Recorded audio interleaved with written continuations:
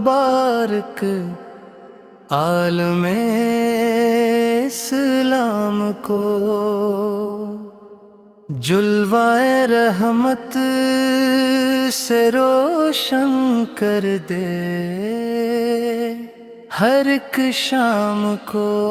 आ गया मेहमान रब बन कर में खैरो बरकत बख्श दे या रब अता हर खास आम को। साये रहमत में लिपटी ये मुबारक सातें, दूर कर दिल से नफरत मिटा दे हर जाम को। सहरी की रोशनी में जागते हैं आशिक़ां, इफ्तारी की सौतों में शुक्र हर माम को।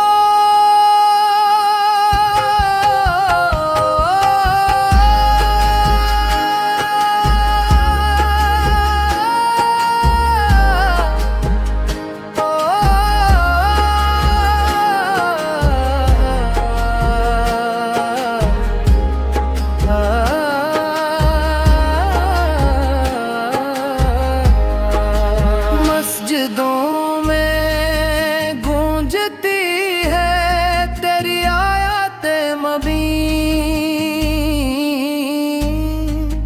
रूह मिलती है सकून मिलता है दिल को जाम को।